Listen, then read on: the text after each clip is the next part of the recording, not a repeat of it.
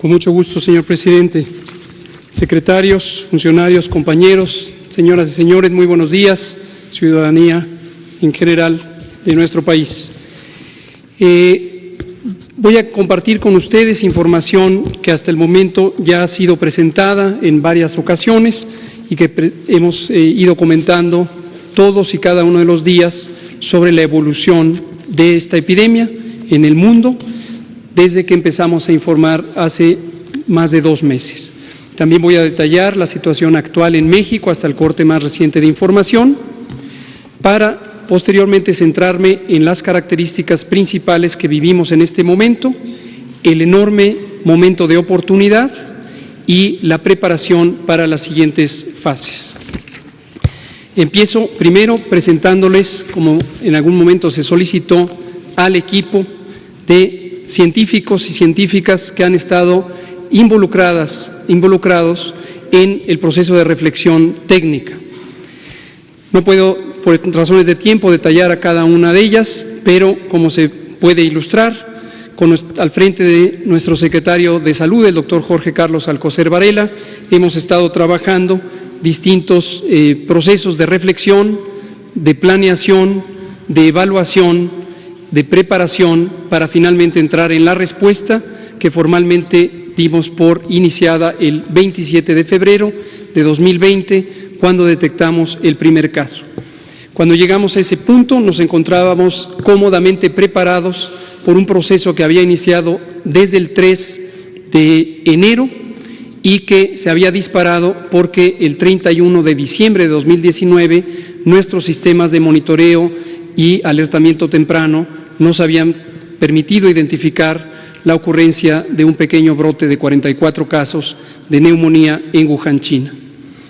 En las distintas fases de preparación, este grupo científico, conformado por médicas, médicos, especialistas en infectología, en virología, en inmunología, como el propio secretario de Salud, en epidemiología, tanto de enfermedades infecciosas como de enfermedades crónicas y epidemiología ambiental, en promoción de la salud, en salud mental y otros campos del conocimiento médico, nos permitieron no solamente la identificación de retos, sino la evaluación crítica en todo momento de cuáles son los elementos que estaban presentes y los que podían hacer falta en el plan de preparación. Como consecuencia de ello, pudimos construir un repertorio muy amplio de documentos guía, de lineamientos técnicos que se sintetizan o convergen en 3 documentos fundamentales: el lineamiento de vigilancia epidemiológica y diagnóstico por laboratorio, que ha tenido ya 5 revisiones de acuerdo al proceso de evolución de esta epidemia, el lineamiento de atención médica para todos los niveles de atención y la guía de los procesos de control de infecciones que aplica no solamente para el ámbito concreto de salud, sino para todos los espacios públicos y privados que pueden existir en el país. A partir de ello, este grupo se vinculó también con las múltiples instituciones fuera del sector salud que nos permitieron una visión amplia, con un horizonte de mediano plazo para la preparación y un horizonte de mediano y largo plazo para la recuperación en las distintas consecuencias que esta epidemia puede tener.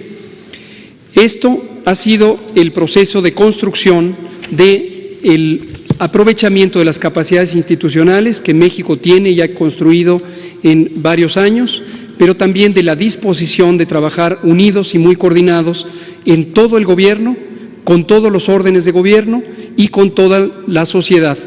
Hemos tenido innumerables encuentros y acuerdos, no solamente en el interior del gobierno y con los gobiernos estatales y los municipales, sino también involucrando a actores privados y sociales que han sido partícipes de este proceso de preparación.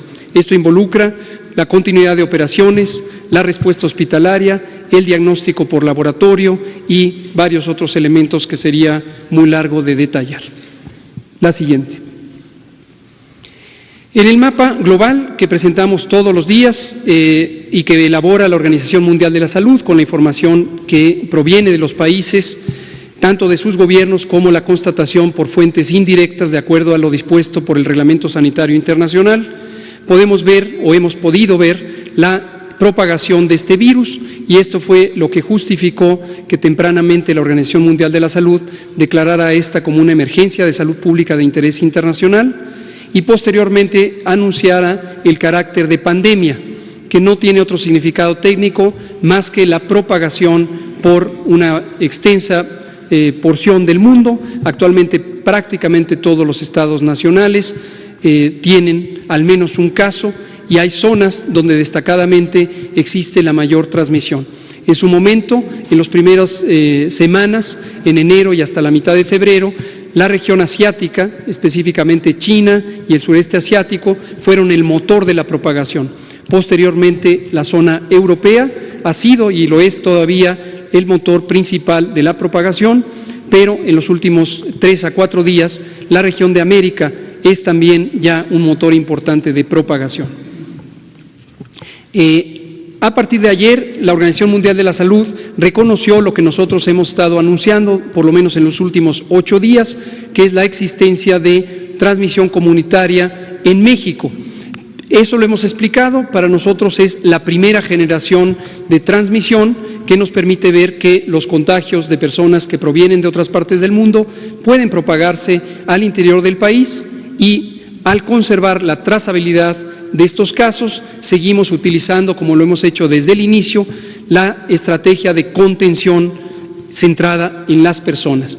Esta estrategia de contención nos ha permitido prolongar el tiempo antes de que pasáramos a la fase 2 y ha sido útil durante esa fase. Continuará durante algunas semanas en la medida en que tengamos la capacidad de identificar a los casos, podremos ponerlos en aislamiento, estudiar a sus contactos y seguir con ese mecanismo. Sin embargo, como comentaré en los próximos pocos minutos, ha llegado el momento donde podemos tener una mayor contribución con estrategias colectivas, estrategias masivas, que corresponden al capítulo técnico de mitigación comunitaria y nos van a permitir ser aún más eficientes en reducir la velocidad de propagación, contribuyendo al esfuerzo inicial centrado particularmente en la contención. En el siguiente diapositiva es también el informe específico del país y lo que podemos ver son algunas características que me gustaría destacar. Lo primero, los números. Tenemos hasta ayer por la tarde 367 casos acumulados que han sido confirmados. Asimismo, 1.865 fueron en su momento estudiados como casos sospechosos. Se contribuyó a la contención en la medida en que se instrumentaron las medidas de aislamiento, pero también hoy sabemos que esos 1.865 han sido descartados. Continúan en estudio y esta es una cifra variable de día a día, 826 que son estudiados cada día con la posibilidad de que pudieran ser casos confirmados y el resultado de que lo sean o sean en su momento descartados. También quiero destacar que en la mayoría de los casos, como lo hemos explicado y como ha ocurrido en otros países, afortunadamente se trata de una enfermedad que se autocontrola por la respuesta inmune del organismo y en un periodo de aproximadamente 7 a 10 días, máximo 14 días, desaparece espontáneamente. Esto ocurre en casi 90% de los casos, 9 de cada 10 no van a necesitar ninguna atención avanzada, no van a necesitar hospitalización y su riesgo de complicaciones es significativamente bajo. Desafortunadamente, hasta 8 de cada 10, hasta 1 de cada 10 pueden tener, o 2 de cada 10, pueden tener una enfermedad que se prolongue y que requiera otro tipo de atención, con hospitalización y en algunos grupos de la población puede haber incluso la necesidad de medicina crítica, de atención crítica en terapias intensivas.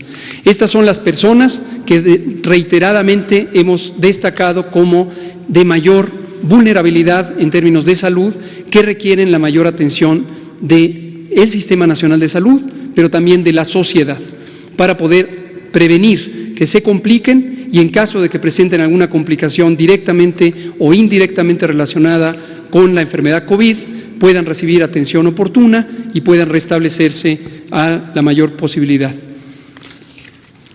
Y el último elemento que señalo respecto a este informe es el mapa. Hemos identificado desde el principio, esto es predecible por los métodos epidemiológicos, que esta epidemia no se comporta en forma homogénea a lo largo del territorio nacional. Esto tiene que ver con muchísimas razones, pero fundamentalmente con la manera en que está agregada la población. En la región metropolitana del Valle de México tenemos la mayor concentración de población y esperablemente vamos a tener no solamente el mayor número de casos, sino la mayor velocidad de propagación, seguida de las otras zonas urbanas y periurbanas en la región de Guadalajara, en la región de Monterrey y también en las zonas turísticas donde ingresó el virus en Quintana Roo. Esto lleva, por lo tanto, a que las medidas de salud pública necesarias para el control de la epidemia tengan que ser en todo momento racionalizadas. Racionalizadas quiere decir adecuadamente fundamentadas en la evidencia científica, en los métodos técnicamente demostrados y que puedan aplicarse en donde corresponde.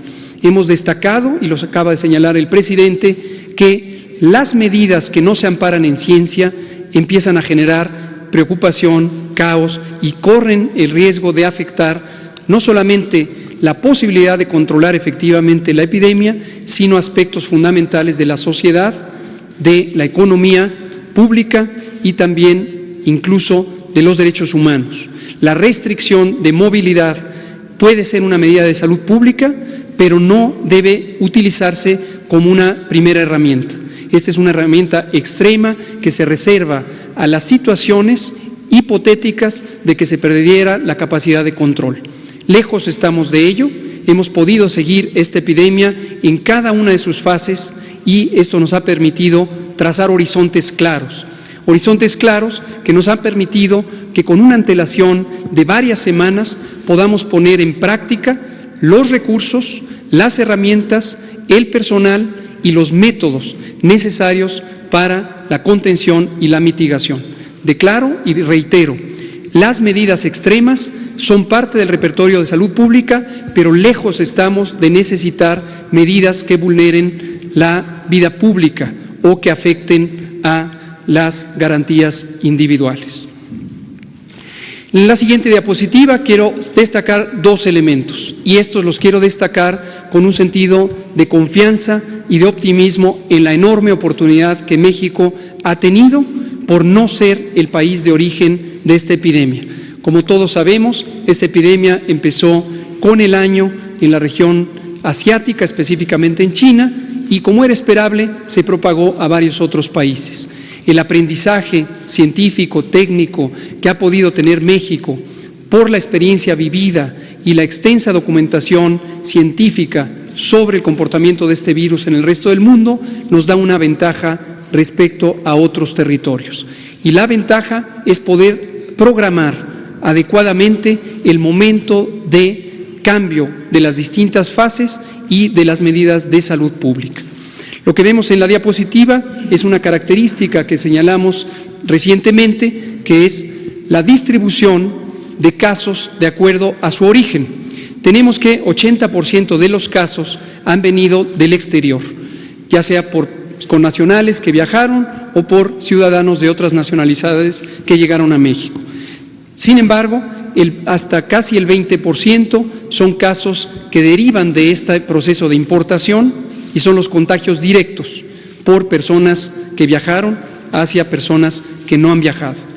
Y lo que tenemos como una señal muy temprana es la existencia de casos en donde no existe un antecedente de contacto ni con personas que viajaron y se infectaron, ni con alguien en el territorio nacional. Aunque apenas es el 1%, 5 casos, lo consideramos una señal temprana que debe ser tomada en cuenta porque esto precisamente es el elemento clave que empieza a distinguir la fase 1 de la fase 2. Esta característica, no el número de casos, esta característica, la pérdida de trazabilidad de los contagios. Y este dato, este elemento es crucial porque define también donde se empieza a agotar la utilidad de las medidas de contención centradas en los casos y la necesidad de anticipar las medidas poblacionales de mitigación.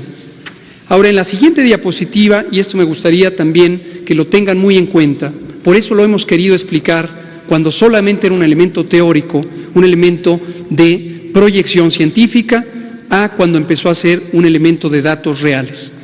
En la gráfica lo que se muestran son curvas epidémicas de algunos de los países que al momento han sido más afectados: España, Italia, Francia, Alemania y Estados Unidos de América.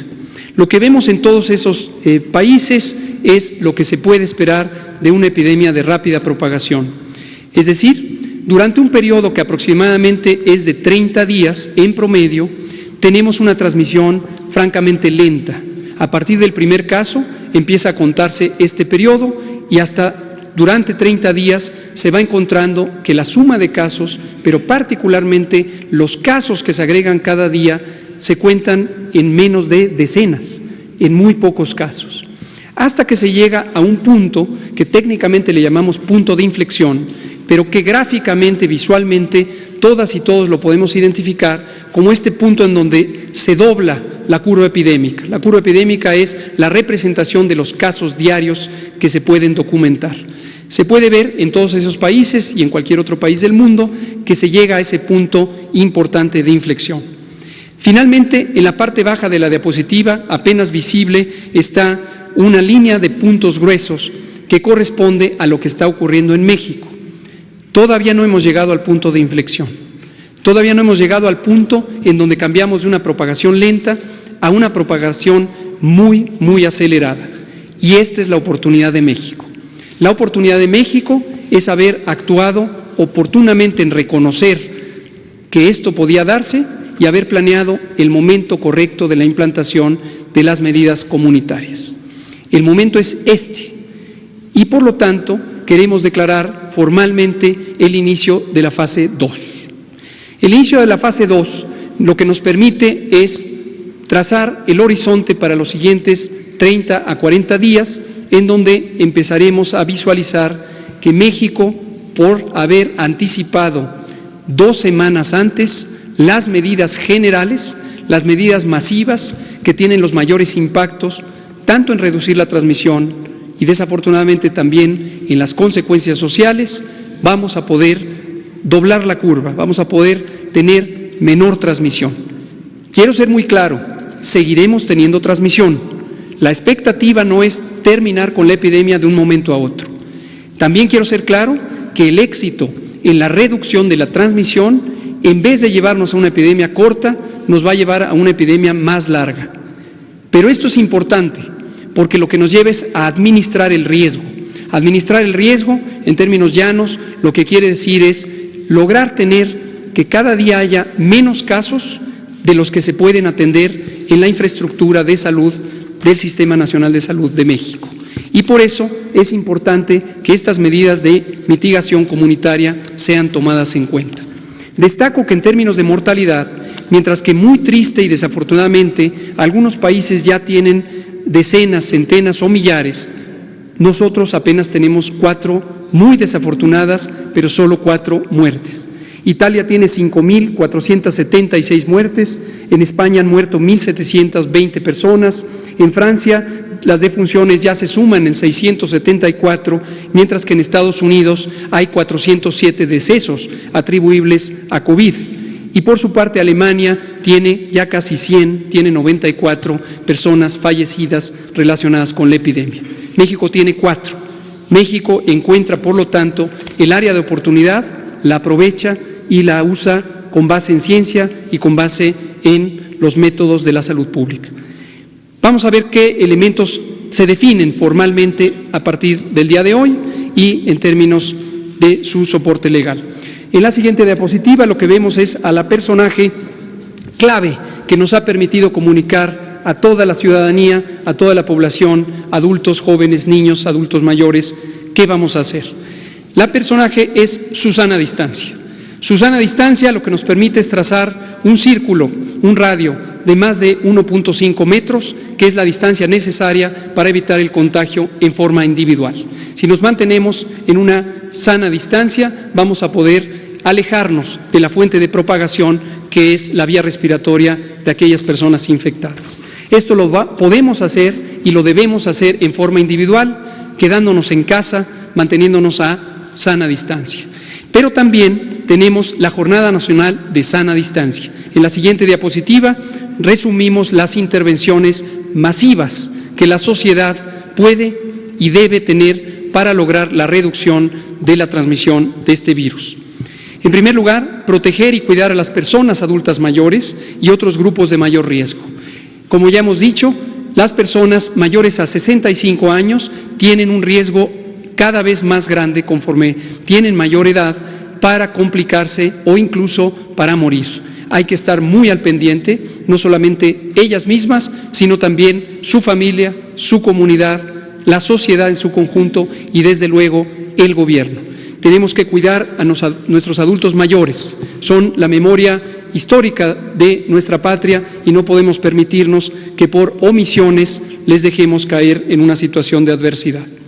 Lo segundo es suspender las clases en todo el sistema educativo nacional, esto ya desde ayer, 23 de marzo y hasta el 19 de abril. Aprovechando las 2 semanas de vacaciones ya programadas, agregamos otras 2 y tenemos un mes completo de sana distancia en todo el sistema educativo nacional. Asimismo, hemos definido suspender temporalmente, por las mismas fechas, eventos y reuniones de concentración de 100 personas o más. Hemos puesto un límite razonablemente bajo para este límite crítico de concentración. Todas las reuniones privadas, públicas, sociales o gubernamentales deben ser evitadas durante todo ese mes para que se reduzca la propagación. Este es un mecanismo efectivo de prevención para quienes participarían en esas reuniones, pero también para toda la colectividad. Asimismo, suspender temporalmente actividades laborales.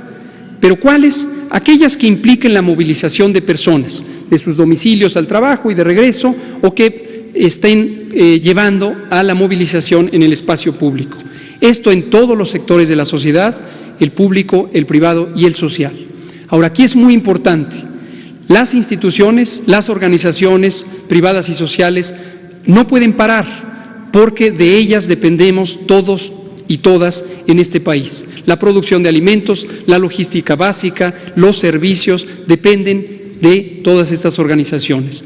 Entonces, conjuntamente con esta medida de suspender las actividades laborales que impliquen la movilización o reunión de personas, se ha solicitado que todas las organizaciones, dependencias y entidades pongan en práctica sus planes de continuidad de operaciones para garantizar el funcionamiento y el logro de la misión fundamental de ellas y además los derechos tanto de los trabajadores y las trabajadoras como de las personas usuarias de sus servicios. Por último, pero no menos importante, continuar en una acción más intensiva y dedicada las distintas medidas de higiene básica, higiene pública e higiene individual. El lavado continuo de manos con agua y jabón, y si no hay agua y jabón, con sustancias antisépticas. El proteger el estornudo tapando nariz y boca con el antebrazo. ¡Achú! Y también que quien esté con síntomas se quede en casa, se quede en casa toda persona que pudiera tener síntomas y que no tenga riesgo de complicarse, que es la gran mayoría, que se quede en casa por 15 días para que no transmita a otros.